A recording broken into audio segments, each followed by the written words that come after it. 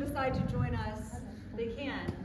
I imagine that typically for faculty colloquia, there's not a professor dressed like I'm dressed right now, but I'm going to be moving my body some, so I'm just dressed like a normal dance teacher today. And these are all of the dancers that have volunteered their time.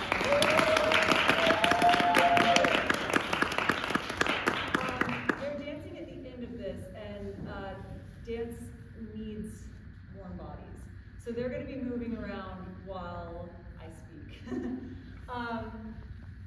Choreography is super important to me.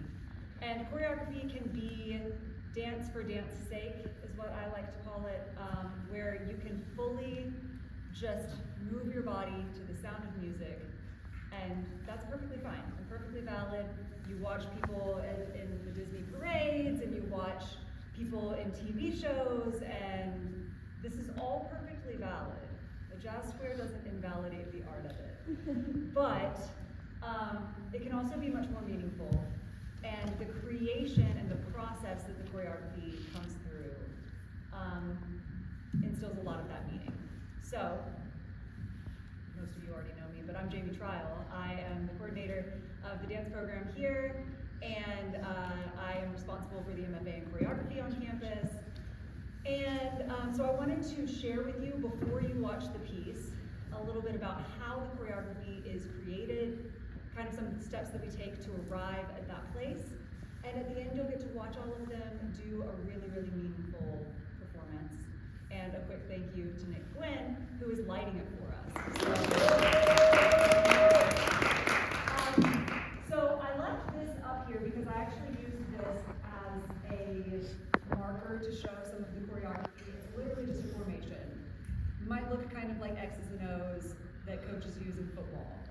Sometimes I do this, but this is actually pretty rare. More often, I'm using a tool from a choreography toolbox. This is just a few of them that I'll use to teach you a little bit today about how we do things. Abstraction is one of my favorites. So can I, Kaylee, will you be my volunteer for a second? She doesn't know what we're doing. So if we were to take something very human experience like a handshake. So this is the mime option of a handshake. So everyone gets it, but it might not be super meaningful if we just handshake. So we could choose to abstract it in a fairly simple way. So maybe we'll link arms and we'll lunge. And so we're still meeting each other. You can still get the idea of we're meeting each other here. But then I could also deliver some sort of like passing meeting of Kaylee. And you could interpret this totally differently. And it could still, to me, as the choreographer, be a handshake. Is this translating? Abstraction can also go different ways. So we could be in a car, and I could be a driver, and you could be a passenger. And I could turn, and your body might react. And we could turn, and our body might react. Or it could be abstracted a little bit, and we could take a steering, driving through. Could be abstracted in this kind of way. Or I could say, we're going through the road, and we're just going to find a road and map our way around a room, and that's our driving. So abstraction, thank you, Kaylee, is one way to do things. Relation, personal relation, is another way that we translate choreography often, where you'll be watching something and it becomes meaningful to you because you place yourself as a human into that relation. So we're going to have two people out here. First two, when, 1, 2, oh, that's right. Okay, so if I place Chance right here and Grace right here, and Grace is going to look that way, and you're going to look at Grace. Do you assign a meaning to this, looking at it?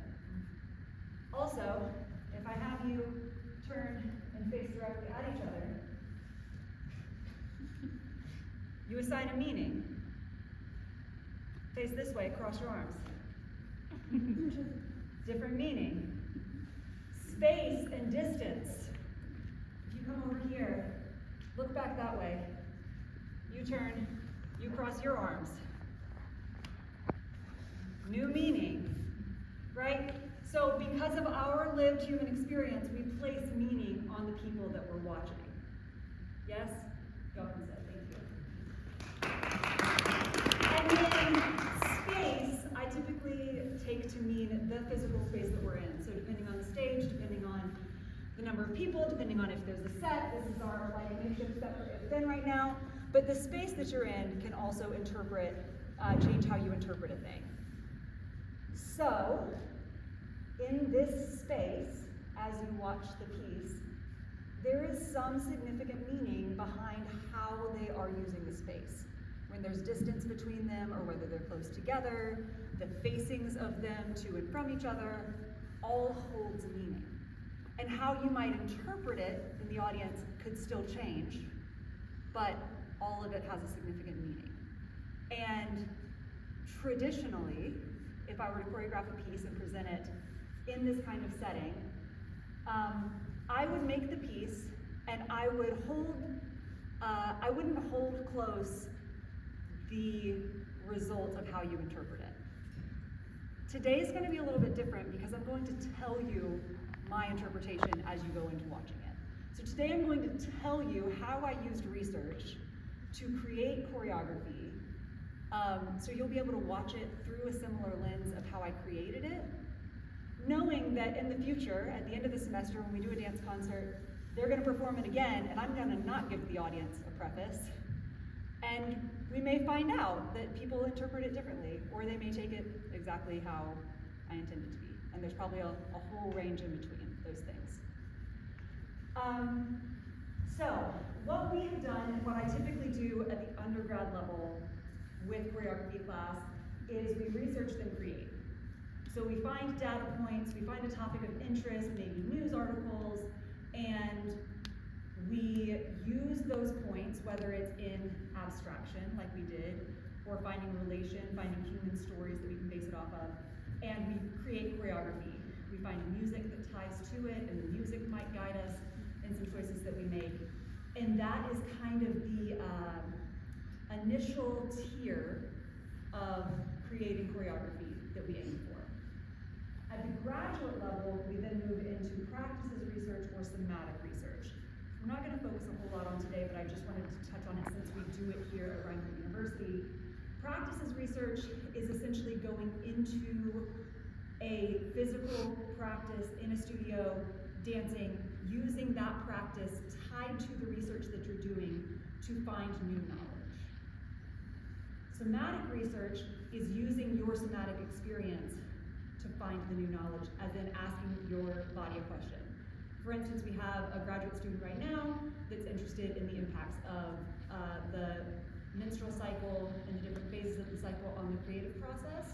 As your hormones shift and your body shifts, how is that impacting you? So it could be explored through either of these things. Could be used to find research, take that research into the studio, and based on what you've learned about this fluctuation of hormones, about your personal symptoms, you could take that and make dances based on how you're feeling. Maybe this phase represented in this phrase of movement looks different because of the cycle that you're researching. Or you can ask the body, somatic inquiry, where you would go and ask your body basically what it wants to do, based on what phase you are in, the research that you've done, and let your body decide what you want to do there with that movement. So again, not where we really are in this process, but did want to touch on this since we do it here. We're going to address some statistics that I have collected about gun violence. Gun violence in America, very, very huge issue, something that's very close to my heart. If you have ever participated or ever choose to participate in any kind of activity that assesses gun violence or tries to share information with the public about gun violence, you're typically asked questions like, are you a survivor of gun violence?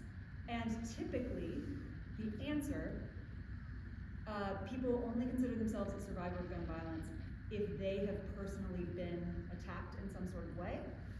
And the reality is there's a whole other category of survivors, which are if you have somebody within your circle of people that you know that has been a victim of gun violence, then you are in fact a survivor of that attack. You have survived the person that has been killed. So I am a survivor of gun violence from knowing victims of gun violence. It's a part of why I'm passionate about it, but the other part of why I'm passionate about it is that I'm a parent of 4 children, and there's a lot of child deaths that happen due to gun violence.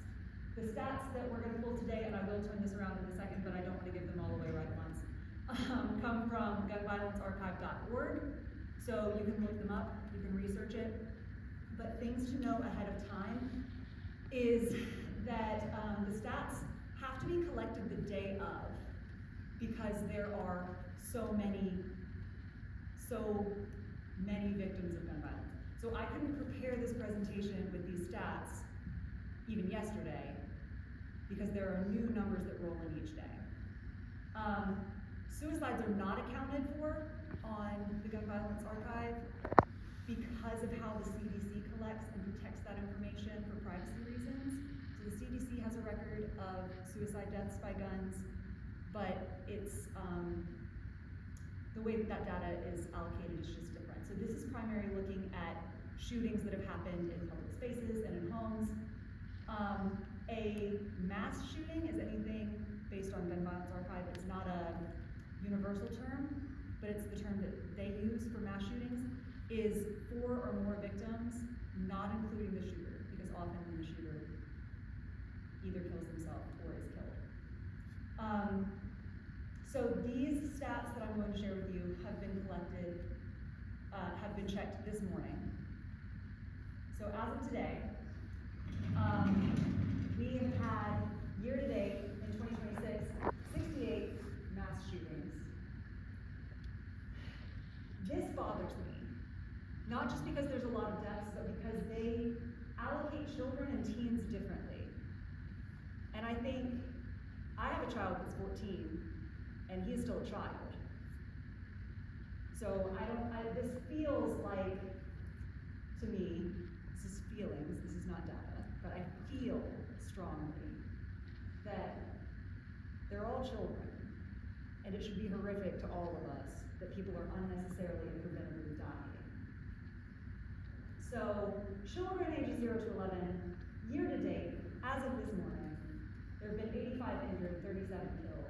Teens, which I have heard children, 12 to 17, 458 injured, 157 killed, not including suicides.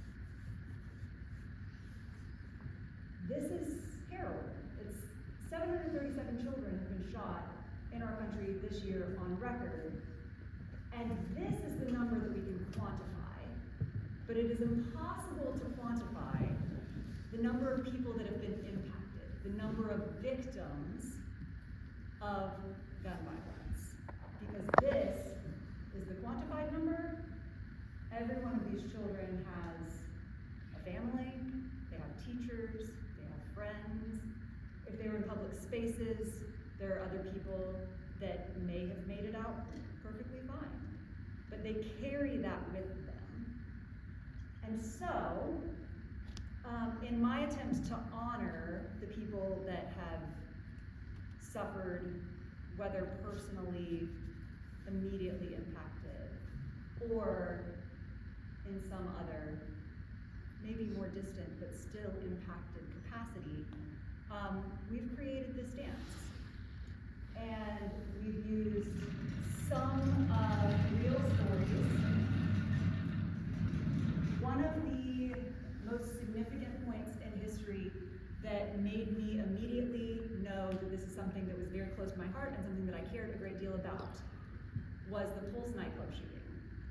I remember my son Ben, that's now 10, was a baby, and I remember watching the story on the news and just holding him and thinking, this is why they call us mama bears. I want to go into a cave and hold him and not leave.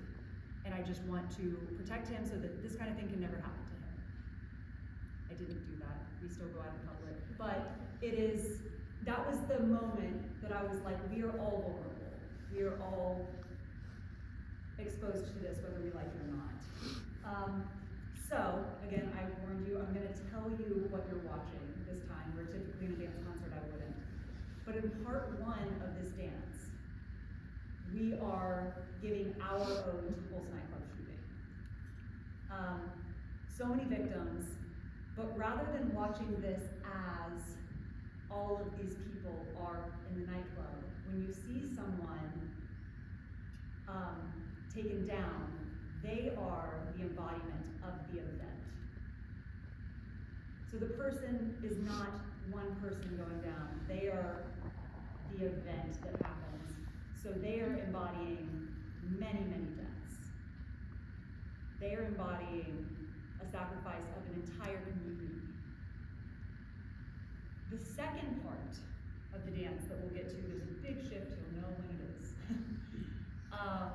The second part is more symbolic of how we as individuals carry the grief and carry the sadness and the weight of the fact that this happens. That I'm sure that this is not an experience that just I have, but when I go to the grocery store, I check exits.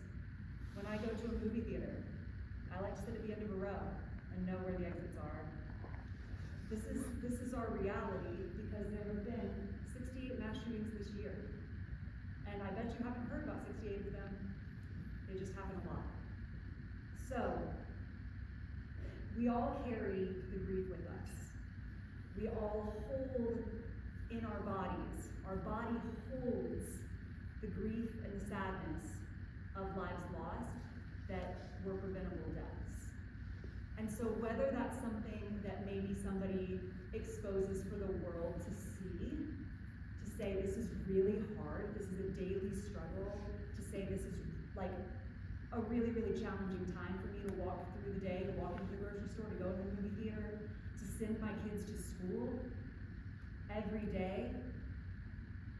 Some people carry that way out on their sleeve. And some people may do that in a closed space by themselves. And some people may try to shove it aside and act like it doesn't happen. But I think acting like we are not all impacted is unrealistic. So hopefully this settles with all of you. And after this, we're gonna applause for the dancers, and then I can stick around for questions if you want. But I'm really excited to share this with you. It's really, really meaningful to me. So hopefully it will be really, really meaningful to some of you.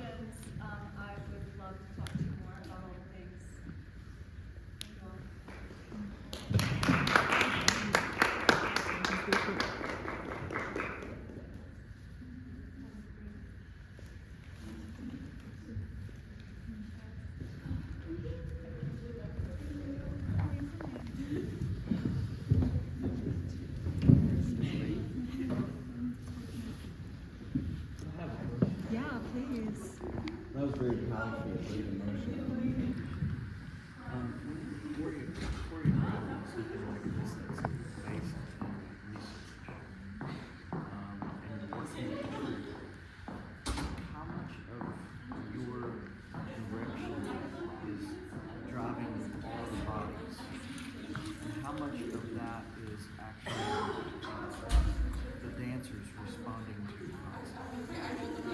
Hey, dancers, if any of you have a second, I think some of your input would actually be helpful in this question. So I give the movement direction is all coming from me, unless we have some moments like where we were pulling really way back, where I said let's try to pull a leg and then see what other limb is available, where we kind of workshopped that, had to try it to figure it out as we went through it. I gave them a lot of detail around the reasoning behind some things, but there were moments that they had questions where they would say like, okay, so what is the meaning behind this movement? Like I remember where you were doing this, that you wanted to know the reason behind doing that, so that you could emote it in the way that I was trying to present it. And so we talked about the like this like kind of your final heartbeats as your, I mean it's really grim, but that was kind of the where I was trying to embody that.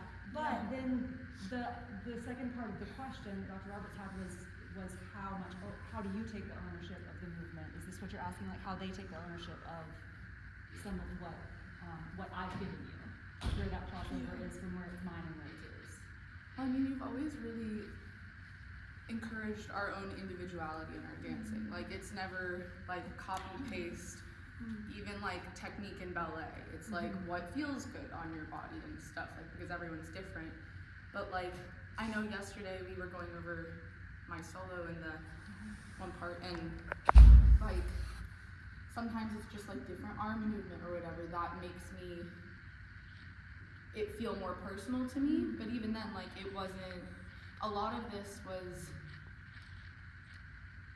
like an outline of choreography for us, and if she didn't like something, she would be like, let's try this or let's specify this. But a lot of it I feel like is, I don't know, like each of us are expressive of different people and an entire community. So like there's a negotiation between your creativity and Jamie's creativity. Absolutely, yeah. And I think that this is also would be unique to the choreographer in a lot of cases, and unique to the experience. So, you know, when we're doing Gypsy the musical, I care a lot more about like, is everyone in unison? Is everyone stepping at this at the right time? Where this is a little bit more open to interpretation. And I, as a choreographer, don't always prioritize cleanliness, which for some people that's all that matters. And the intention of the movement is what I prioritize, like top above all else. So if we're achieving that, and someone else might watch it and be like, oh, they weren't together at that part. But I'm like, yeah, but did you see the intention behind the movement? Because that's what I was looking for. So I think it can kind of depend too on the process. Yeah. So like in that moment towards the end when all the bodies were connected by the chain, you know, as far as like each individual pose that y'all paused in, was that very much like self-driven, So like this is my position of grief or loss or connectivity? Exactly. Okay. So I said you have 4 beats and they were to choose what it was, and they were, play with levels and to not try to be exactly like the person next to them, because that was the moment where they were all kind of grieving either in their individual groups or as individuals, and then that's the moment where they come together at the end and go. So they not only had to be aware of what your intention was, but their own personal expression, but also how they matched as a unit. So it was like individual, group, and then that oversight of the choreographer. So it was, Or like our interpretation of like the characters or the situation or event given to us. Like Jamie and I talked about this yesterday.